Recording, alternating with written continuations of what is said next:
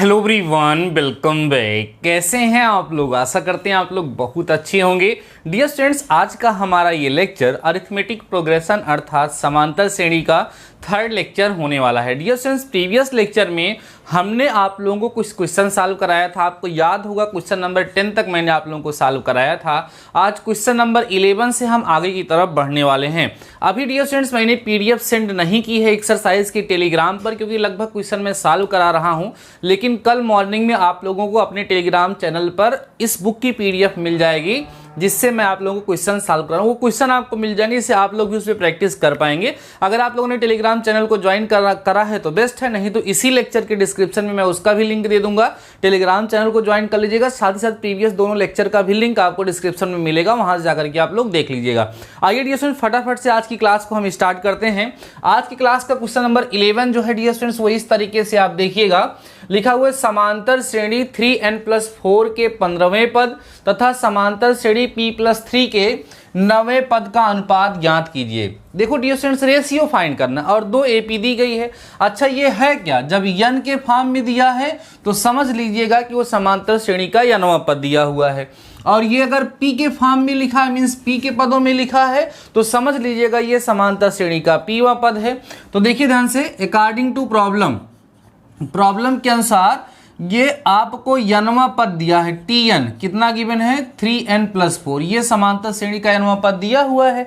हमें क्या करना है, इसका 15वां पद निकालना है। तो यहीं जहां n है वहां 15 पुट कर दीजिए, तो 3 × 15 और +4 सॉल्व करेंगे तो 45 आएगा, +4 आएगा, फाइनली आपको 49 मिल जाएगा।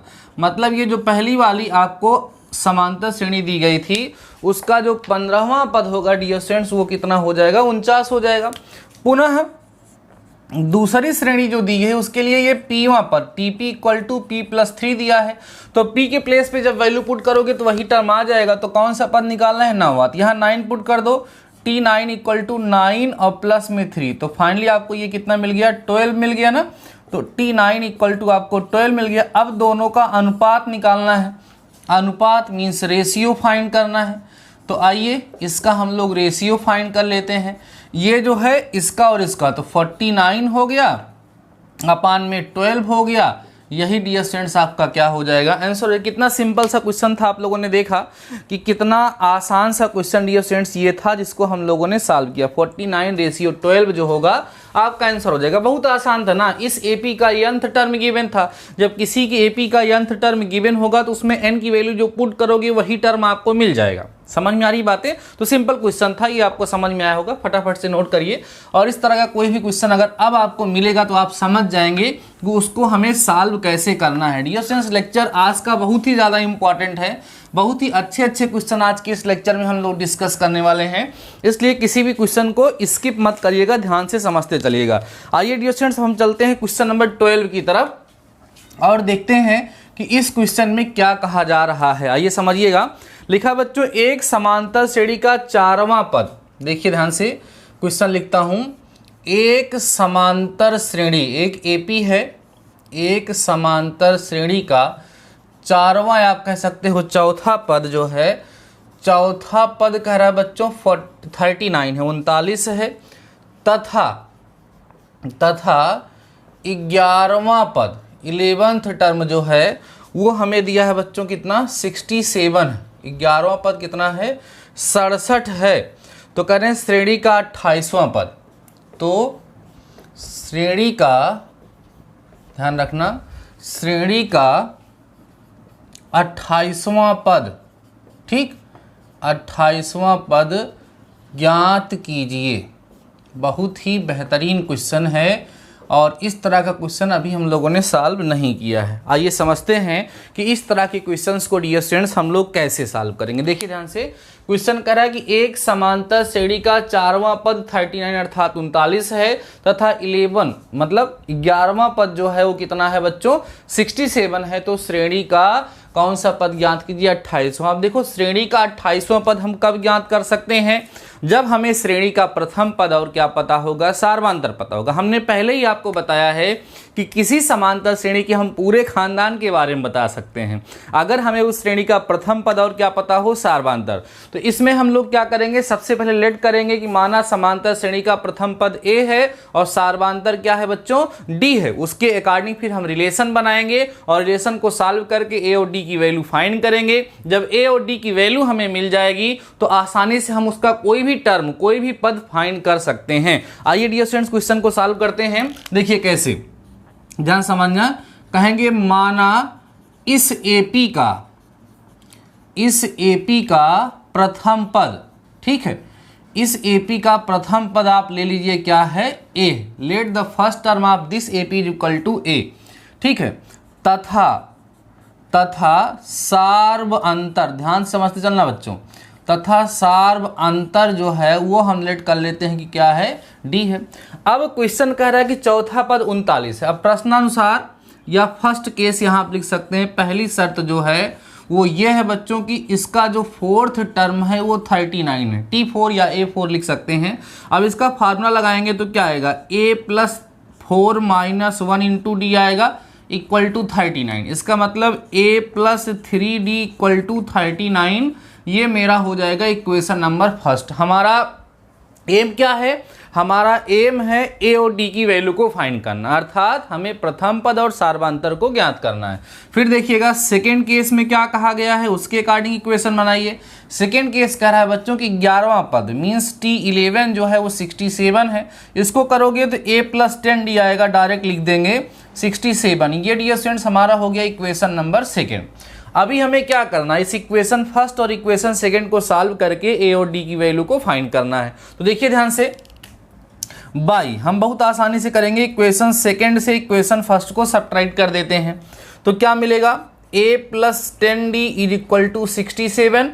देन ये लिखेंगे आप a plus 3d is equal to 39। Subtract करिए, माइनस माइनस माइनस, ये कैंसिल हो जाएगा। 10 में से 3 माइनस हुआ तो आ गया 7d, ठीक है। यहाँ पर आपके पास 7 हो जाएगा तो 17 में से 9 जब माइनस करेंगे तो कितना आएगा, 8 आएगा।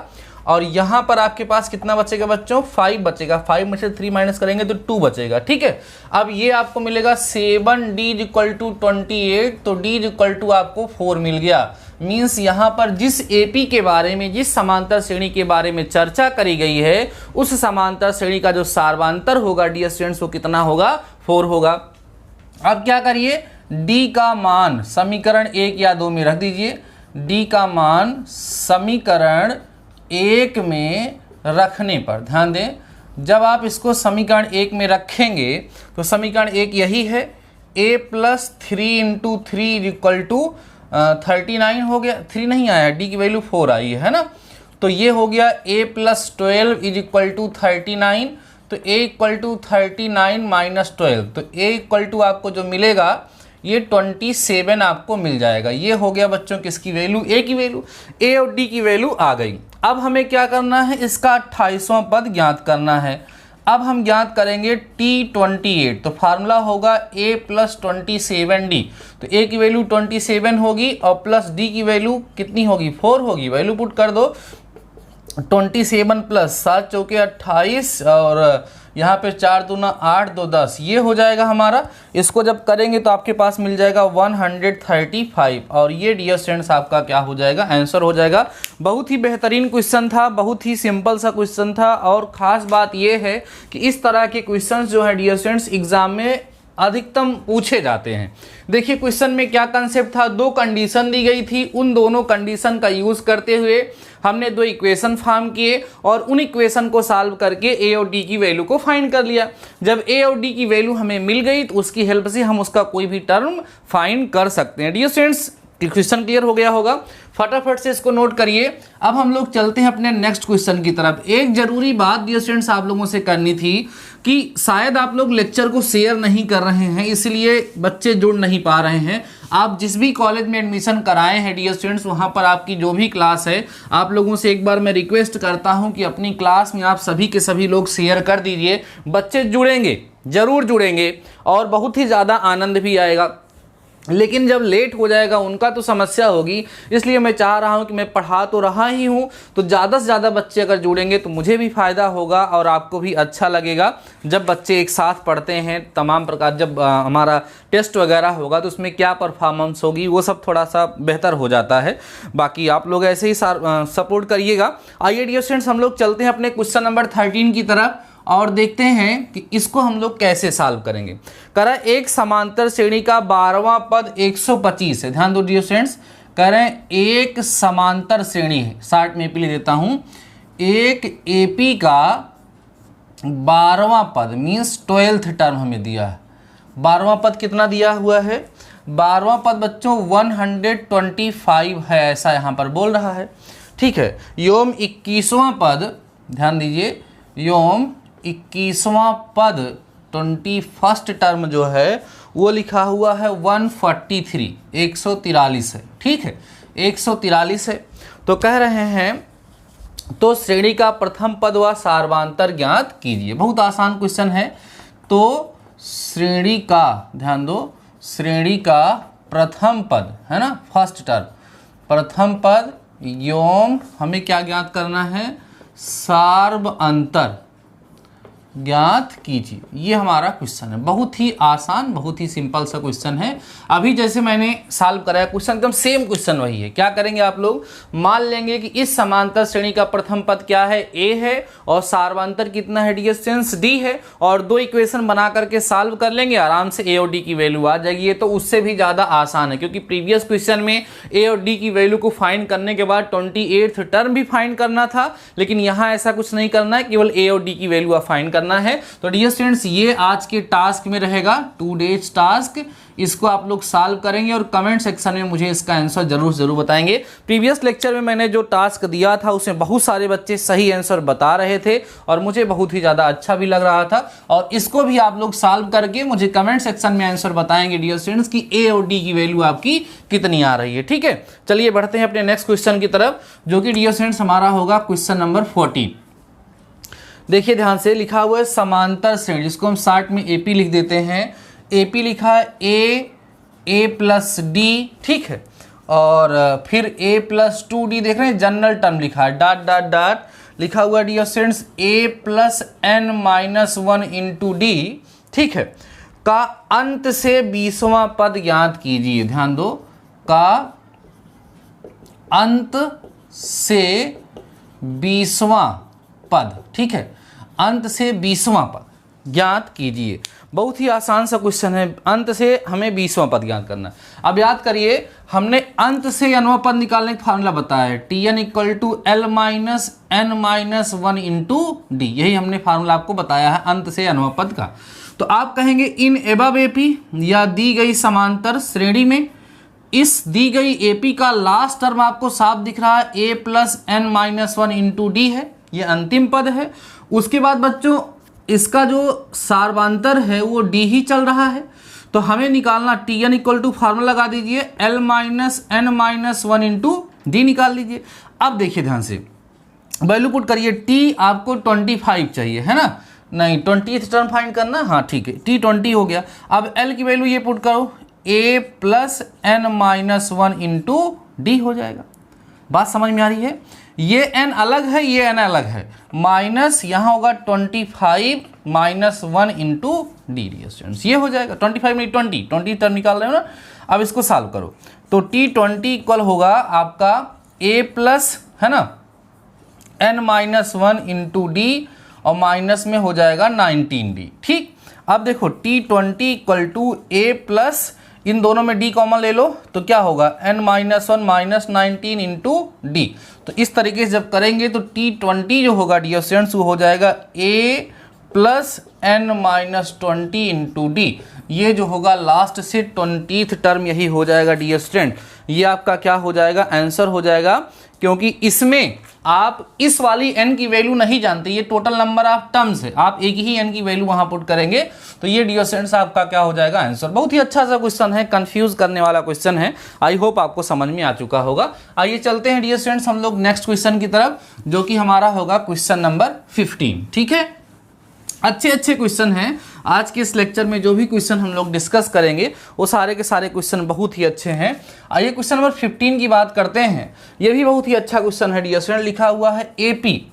एपी क्या है देखिएगा, लिखा है 70, फिर लिखा हुआ है 63, ठीक है, फिर लिखा है 56 लिखा हुआ है, फिर डॉट डॉट डॉट करके लास्ट में यहाँ -210 लिखा हुआ है। करे का अंत से 25वां पद, का अंत से कौन सा पद निकालना है, 25वां पद। एकदम सेम यही पहले वाला कॉन्सेप्ट, ठीक है, पद होगा मीन्स आपको वही ज्ञात करना है। तो बहुत ही आसान है ना, एकदम सेम। अभी प्रीवियस जो कॉन्सेप्ट हमने अप्लाई की वही अप्लाई कर देंगे। इन एबव एपी, देखिए ध्यान से, इस दी गई एपी का आपको लास्ट टर्म चाहिए था जो कि -210 है। डी की वैल्यू आप देखेंगे तो 7 माइनस हो रहा है, बार बार -7 हो गया। अब Tn इक्वल टू फार्मूला होता है L minus n minus 1 into D. तो कौन सा पर T25, L की वैल्यू आप पुट करो -210 minus 25 minus 1 into D. D की वैल्यू कितनी है भैया, 7 है, ठीक है। तो T25 इक्वल टू -210 माइनस में 24 इंटू में 7 था कि -7 था, -7 था ना।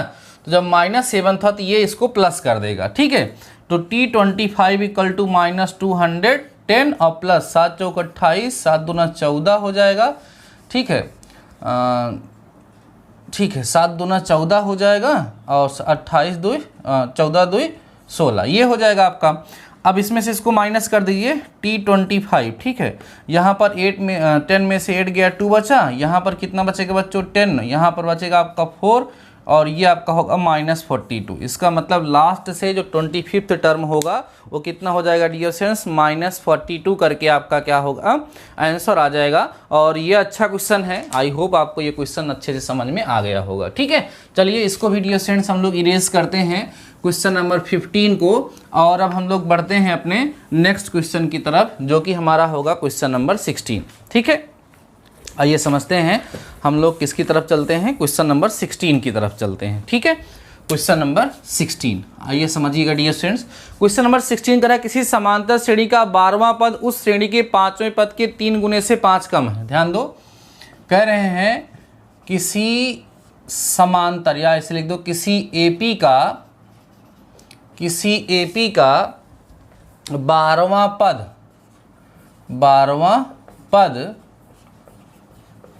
उस एपी के 5वें पद के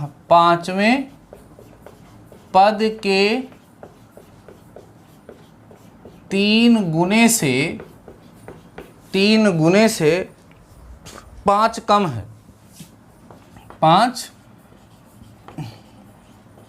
कम है, ठीक है, 5 कम है। उसका चौथा पद 10 है, उसका 4वां पद 10 है। ध्यान दो, इसका चौथा पद कितना है बच्चों, 10 है। तो कह रहे हैं श्रेणी ज्ञात कीजिए। ध्यान दीजिए, कह रहे हैं श्रेणी ज्ञात कीजिए, मीन्स जो एपी बनेगी उस एपी को आपको फाइंड करना है, ठीक है। तो एपी को बनाने के लिए हमें क्या पता होना चाहिए, हम समांतर श्रेणी अर्थात एपी को तभी बना पाएंगे जब हमें उस समांतर श्रेणी का प्रथम पद और सार्वधातर पता होगा। तो हमेशा की तरह प्रीवियस क्वेश्चन की तरह हम लोग लेट कर लेते हैं, मानते हैं, माना इस एपी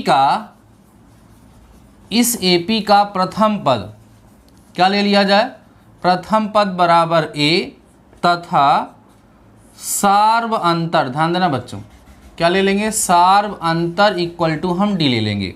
अब यहाँ पे आप लिखिए प्रश्नानुसार, प्रश्न कह क्या रहा है, पहली कंडीशन में कह रहा है कि इसका जो 12वां पद है वो 5वें पद के 3 गुणे, मतलब 3 गुणे 5वां पद से 5 कम है, ये कम है तो इसमें 5 माइनस कर दो। ये पहला कंडीशन कह रहा है ना, 12वां पद 5वें पद के 3 गुने से 5 कम है। अब इसका फार्मूला लगाओगे तो a प्लस 11d आएगा, यहाँ 3 इंटू ए प्लस कितना आएगा 4d और माइनस में 5 आएगा, यही तो आएगा डियर स्टूडेंट। सॉल्व करिएगा तो ये आप सॉल्व करोगे तो आएगा a plus 11d equal to 3a plus में हो जाएगा 12d माइनस 5। सबको इधर लेकर के चले आइएगा इधर लेकर के जब आएंगे तो इधर आएगा -2a और माइनस में यहाँ पे केवल d बचेगा जो इक्वल टू -5। माइनस से डिवाइड कर दो पूरे इक्वेशन को तो 2a plus D equal to 5 ये आपका इक्वेशन फर्स्ट बन जाएगा डियर स्टूडेंट्स, कोई दिक्कत नहीं है। अगेन देखिए पुनः फिर से क्या कहा गया है कि चौथा पद 10 है, मीन्स T4 जो है बच्चों T4 वो 10 है। T4 का मतलब क्या हो गया, a plus 3d equal to 10 हो गया। यहाँ से a की वैल्यू निकाल लो, a equal to 10 minus 3d हो गया। इसको इक्वेशन नंबर सेकंड कर लो। अब हमें क्या करना होगा, इस इक्वेशन फर्स्ट और इक्वेशन सेकंड को सॉल्व करना होगा। इक्वेशन फर्स्ट और सेकंड को हम सॉल्व कर लेंगे तो a और d की वैल्यू हमें मिल जाएगी। जब a और d की वैल्यू हमें मिल जाएगी तो आराम से हम AP को फाइंड कर लेंगे। तो यहाँ लिख देंगे a का मान समीकरण 1 में रखने पर, जो इक्वेशन फर्स्ट है उसमें ला करके a की वैल्यू पुट कर दीजिए। तो कितना होगा, 2 इंटू a की वैल्यू आई है 10 माइनस 3d और प्लस d इक्वल टू 5 करो। यहाँ होगा 20 minus 6d plus d equal to 5। यहाँ सॉल्व करोगे तो माइनस 5d आएगा, इधर ले जाओगे -15। d इक्वल टू आपको यहाँ से देख लीजिए 3 वैल्यू मिल जाएगी। d की वैल्यू कितनी हो गई, 3 हो गई। अब d की जो वैल्यू है उसको इक्वेशन सेकेंड में ला करके रख दीजिए। देखिए d का मान समीकरण 2 में रखने पर, ध्यान देना समीकरण 2 में रखने पर, जब समीकरण 2 में रखोगे तो a equal to 10 minus 3 into 3 हो जाएगा, तो a इक्वल टू 10 माइनस 9 हो जाएगा।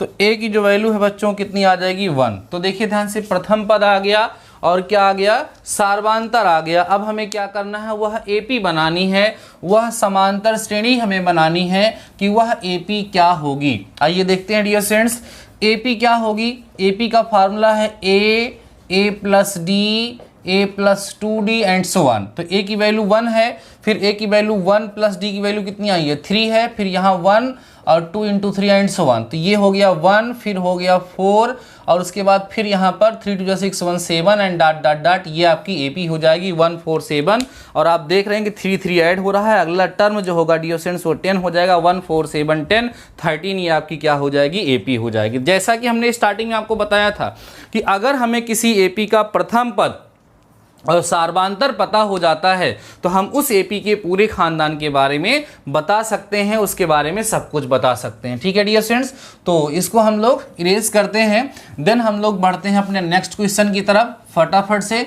अभी मैं अब आज के इस लेक्चर में एक क्वेश्चन बस केवल और सॉल्व कराऊंगा डियर स्टूडेंट्स। बस एक ही क्वेश्चन सॉल्व कराने के बाद आज के इस लेक्चर को मैं कंप्लीट करूंगा। ठीक है, उसके बाद नेक्स्ट लेक्चर एक और होगा इसकी एक्सरसाइज पे, देन हम लोग फिर से कंसेप्ट पर आ जाएंगे। ठीक है, धीरे धीरे लेक्चर को मैं बड़ा करूंगा, लेकिन उसके लिए आवश्यकता है डियर स्टूडेंट्स कि आप लेक्चर को अपने दोस्तों के साथ जरूर से जरूर शेयर करिए। ठीक है, आइए डियर स्टूडेंट्स अब हम बढ़ते हैं अपने क्वेश्चन नंबर 17 की तरफ, जो कि बहुत ही बेहतरीन क्वेश्चन है। इसको भी हम लोग सीखते हैं क्या है। कह रहा है किसी समांतर श्रेणी के 16वें पद व 8वें पद का अंतर -16 है। देखिए ध्यान से, किसी AP के 16वें एवं 8वें पद का अंतर, ठीक है, पद का अंतर देखिए कितना है। इसके पद का अंतर कह रहे हैं -16 है, तो 16 ये दिया है, तथा दोनों पदों, ध्यान दीजिए, तथा दोनों पदों का योग -50 है, तथा दोनों पदों का योग, दोनों पदों का योग -50 है। ठीक है, -50 है। श्रेणी ज्ञात कीजिए। क्या ज्ञात कीजिए डियर स्टूडेंट्स, श्रेणी जो AP है वो हमें ज्ञात करनी है। श्रेणी ज्ञात कीजिए, समझिए ध्यान से। यहाँ पर भी हमें AP फाइंड करनी है, जो रिस्पेक्टिव अरिथमेटिक प्रोग्रेशन अर्थात समांतर श्रेणी बनेगी वो क्या होगी, वही यहाँ पर भी हमें बताना है। तो हमें क्या करना होगा, श्रेणी का प्रथम पद और सार्वंतर फाइंड करना होगा। हमें इस एपी का अगर प्रथम पद और सार्वंतर मिल जाएगा तो आराम से हम लोग उस एपी को, उस समांतर श्रेणी को बना लेंगे। तो सबसे पहले वही पुराना काम, क्या कहेंगे, माना इस एपी का, ध्यान देना, माना इस एपी का प्रथम पद, क्या मानेंगे देखिए ध्यान से, इस एपी का प्रथम पद इक्वल टू ए लेंगे तथा सार्व अंतर, जिसको हम कॉमन डिफरेंस कहते हैं, सार्व अंतर जो होगा डियर स्टूडेंट्स वो क्या हो जाएगा, डी हो जाएगा। ऐसा हम लेट कर लेते हैं। अब अकॉर्डिंग टू प्रॉब्लम देखिए, 16वां पद मतलब T16, 8वां पद मतलब T8, कितना दिया हुआ है, -16 दिया हुआ है। तो इसका फार्मूला होगा a + 15d, ये हो गया, और माइनस में a + 7d ये हो गया, इक्वल टू -16 हो गया।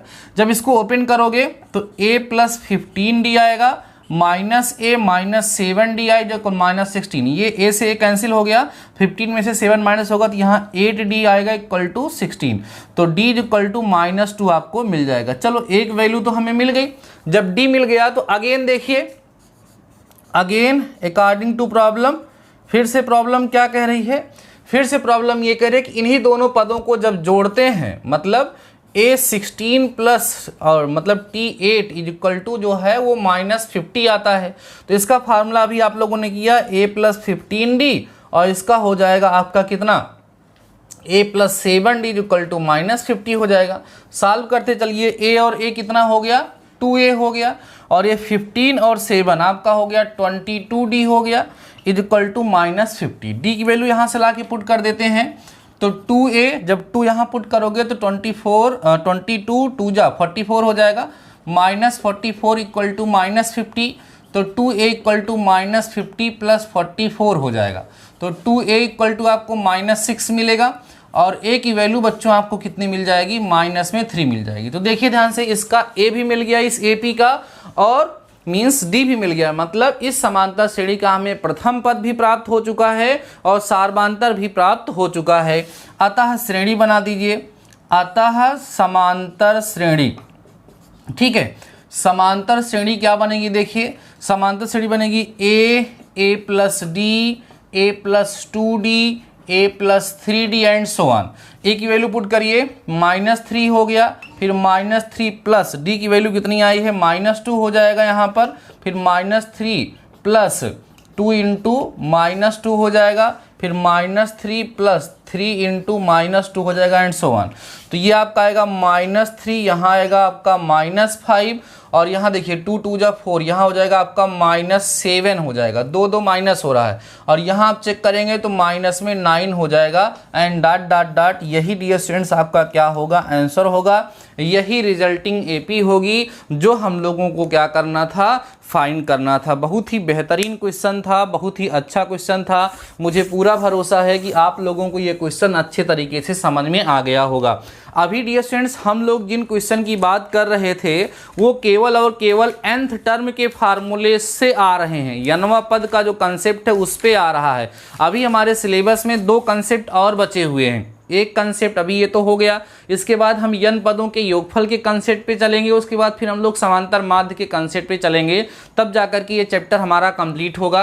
बस आप इस बात पर ध्यान रखिए कि जो बातें आपको बताई जा रही हैं, जो कंसेप्ट आपको सिखाए जा रहे हैं, जो आपको पढ़ाया जा रहा है, वो कितने अच्छे तरीके से आप लोगों को समझ में आ रहा है। आप सभी लोग आज मुझे इस लेक्चर के कमेंट सेक्शन में ये ज़रूर बताएंगे कि आप लोगों का कॉपी, आप लोगों की कॉपी बनी या नहीं बनी, और कॉपी में आप लोग क्वेश्चन सॉल्व कर रहे हैं या नहीं सॉल्व कर रहे हैं। मैंने अभी एक वीडियो के माध्यम से आप लोगों को समझाया था कि अगर आप ये चाहते हैं कि मैथमेटिक्स आपको आ जाए तो उसके लिए बहुत ही आवश्यक है कि रेगुलर हम लोग पढ़ाई को कंटिन्यू करें, रोज़ पढ़ें।